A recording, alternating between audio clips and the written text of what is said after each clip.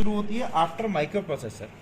इसके अंदर हमारा जो मेन माइक्रो कंट्रोलर है वो यहाँ पे लगा हुआ है 89S52। ये हमने एटमल का लगा रखा है।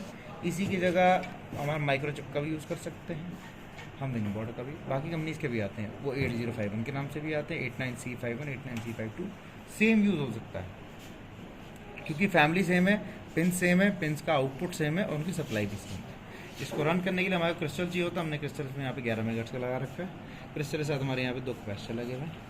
ये हमारा काम करता है, एक्ट करता है एज अ क्लॉकिंग फ्रीक्वेंसी। हर कंट्रोलर को एक क्लॉक चाहिए क्योंकि वो किसी पर्टिकुलर पल्स पे तो काम करता है। कहते हैं ना फास्ट एक्टिंग होते हैं, तो फास्ट एक्टिंग के लिए जो उसकी पल्स आती है वो आती है इस क्रिस्टल की क्लॉक के थ्रू। उसके अलावा जो बाकी हमारे एक एक पेरिफेरल लगे, सबका मैं मीनिंग बताऊंगा क्या है। ये जो हमारी विनबॉन्ड की आईसी लगी है, ये एक मास्टर कहलाता है।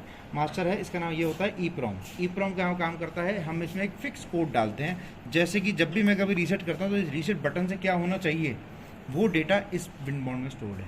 अगर यहाँ कमांड और ABCDY लिखा है तो वो ABCD क्यों लिखा है, DEF क्यों नहीं लिखा, वो इस कमांड में सेव्ड है। वो उसमें हमने कोड लिखा हुआ है कि इसमें डिस्प्ले पे क्या आना चाहिए। उसके बाद आ जाते हैं हम ये 2 आईसी पे। इन दोनों को कहते हैं पैल। पैल का पर्पस होता है हार्डवेयर लॉक। इसका टेक्निकल में कोई इसका कोई बेनिफिट नहीं है, इसका हम लोगों के बेनिफिट है फॉर मैन्युफैक्चरर कि हम लोगों ने इसमें लॉक लगाया हुआ है ताकि कोई और हमारा प्रोडक्ट कॉपी ना कर सके। तो ये पैल है, इसका फंक्शनैलिटी से कोई लिंक नहीं है, इसका सिर्फ सर्किट सेफ्टी से लिंक है कि कॉपी ना करें। उसके बाद आ जाते हैं हम, ये हमारी लगी है 8255 एंड 8253। 8255 का हमारा काम क्या होता है, जो हमारी 89S52 है, माना इसके अपने आउटपुट्स होते हैं, बट अगर हम जब से इस फॉर्मेट में अगर यूज़ करते हैं, हमें उसे आउटपुट देने की जो हमारे यहाँ पे कनेक्टर लगे ना, ये 8255 कनेक्टर इसके लिए लगे हुए हैं। सिमिलरली हमारा यहाँ आया था हमारा DMA कंट्रोलर। ये वाला हमारा कौन सा लगा हुआ है, ये है 8253। जो 8253 का हमारा कंट्रोलर है, ये उसके आउटपुट्स की पिन यहाँ पे लगा रखी है हमने। और ये जो 8251 यूज़ हो रहा है यहाँ पे, ये और ये मैक्स 232, ये दोनों यूज़ करके हम सीरियल पोर्ट यूज़ करते हैं। सीरियल पोर्ट का पर्पज़ क्या है, communication of the IC with the computer and outside world. Serial port हमारे को क्या देता है, 3 लाइनें देता है 9 पिन कनेक्टर है, ये 3 लाइनें देता है, RX, TX और ग्राउंड। हम ये वो 3 लाइनें यूज़ करके हम इस डेटा को किसी कंप्यूटर में भी लगा सकते हैं। और अगर हमारा कोई ऐसा सेटअप है जो ट्रांसमिट और रिसीव करके हमारे जो सेट बॉर्डर से काम करेगा, अगर हम यहाँ डेटा देंगे तो वो डेटा रिसीव करेगा। तो इसका पर्पस है to communicate with the outside world. एक ये तरीका है। दूसरा तरीका कम्युनिकेट करने का है वाया 8255। 8255 क्या है, 8255 कुछ नहीं है, बस एक सिंगल IC होती है, इसमें 3 पोर्ट्स होते हैं। तो वो 3 पोर्ट्स के थ्रू हम आउटपुट और इनपुट ले सकते हैं। हम बाहर की वर्ड से बाइनरी में इनपुट भी ले सकते हैं 0-1 में, और बाहर की वर्ड में आउटपुट भी दे सकते हैं। तो ये 2 तरीके हैं to interact with the outside world, ठीक है। तो ये ऊपर की IC को इसका हो गया। उसके बाद जो यहाँ पे ये IC लगी है, ये हमारी लगी है कीबोर्ड की IC कि कीबोर्ड से अगर मैं यहाँ पे अगर A भी दबा रहा हूँ तो ये A इनपुट कैसे लेगा, वो हमारा कोड इस वाली IC में एम्बेल्ड है। तो ये हो गया हमारा टोटल इसकी IC का डिस्क्रिप्शन। उसके बाद आया था ये 50 पिन का हेडर क्या है। ये होता है 50 पिन का हेडर, इसकी पिन कनेक्ट होती है मेरे कंट्रोलर से। ये मैनुअल में दे रखे कि कौन सी पिन पे कौन सी जा रही है, पर ये पिन है इसके कंट्रोलर के लिए लगी होती है, ठीक है। उसके बाद अब हम आ जाते हैं मैनुअल पे। मैनुअल पे जब भी इसमें हमारे मैनुअल को फीड करने के हमारे 2 तरीके हैं। एक हम हेक्स में सीधा कर सकते हैं M3000 करके। M3000 क्या आ गया, M इज़ फॉर मेमोरी, 3000 एक एड्रेस है। सारे कंट्रोलर किसी न किसी स्टार्टिंग एड्रेस से काम करेंगे। जब भी हम किसी वर्चुअल सिस्टम पे काम करेंगे वो 0 से यूज़ करता है। और जब भी हम किसी किट पे, हम एक मैन्युफैक्चरर हैं और भी हैं, हमारे किट 3000 से हो रही है, किसी की 4000 से हो रही है, किसी की 2000 से, डिपेंडिंग अपॉन कि उन्होंने अपने मास्टर की मेमोरी कहाँ तक ली और उसके बाद ही कंटिन्यूशन की कहाँ से यूज़ करी, ठीक है। इसकी ही वजह से कुछ किटें 2000 शुरू होती हैं, कुछ 3000 से होती हैं। डिपेंड यही करता है कि हमने एज ए मैन्युफैक्चरर कितने कोड की एरिया को करके साइड कर रखा है और हमने कितने को वर्किंग एरिया छोड़ा हुआ। तो 3000 से हमारा वर्किंग एरिया स्टार्ट होता है, इसीलिए हम M3000 से करके स्टार्ट करते हैं। अब आते हैं हम सबसे पहले प्रोग्राम में कि एंटर कैसे करते हैं और वो कैसे करते हैं एग्जीक्यूट। पहला प्रोग्राम आता है addition of 2 numbers and store the result address 3012, ठीक है। उसमें हमारा कोड हमारा यहाँ पे शुरू हुआ था, जैसे ये 78 एंटर M3000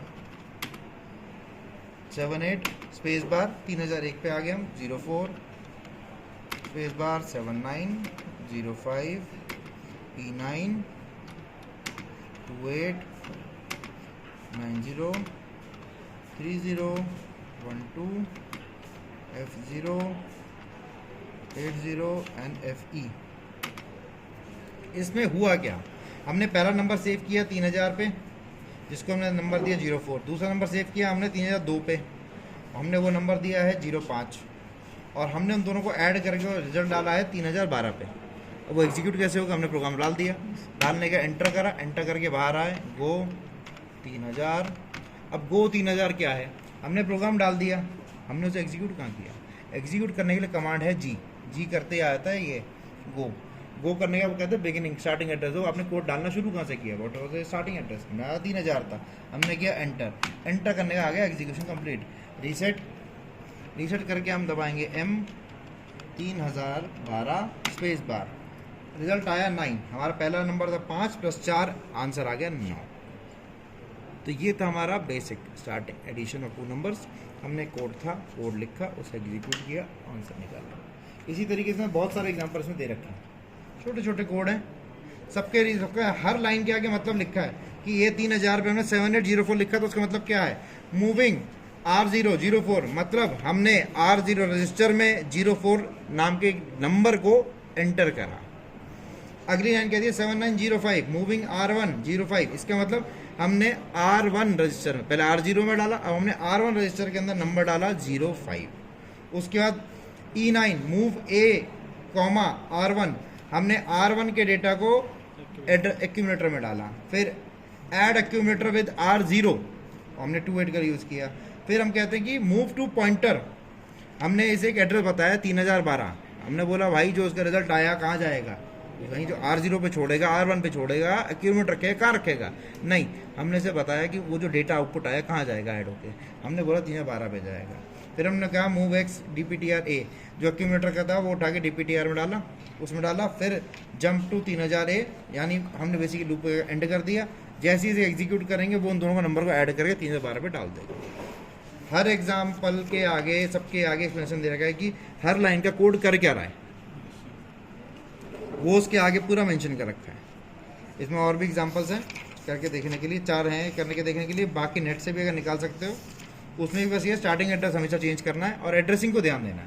जैसे कोई एग्जांपल मान लो कोड शुरू हुआ वहाँ पे F000 से, अब उसने कहीं जंप दे रखा है, आप प्रोग्राम 3000 से कर रहे हो, तो हमें लॉजिकली अपने प्रोग्राम को शिफ्ट करना पड़ेगा। अगर हम शिफ्ट नहीं करेंगे ना तो फिर हमारा आउटपुट सही नहीं आएगा। लेकिन जो नेट के प्रोग्राम वो भी सही आउटपुट देते हैं, और यहाँ पे हमने सैंपल दे रखे हैं, ठीक है।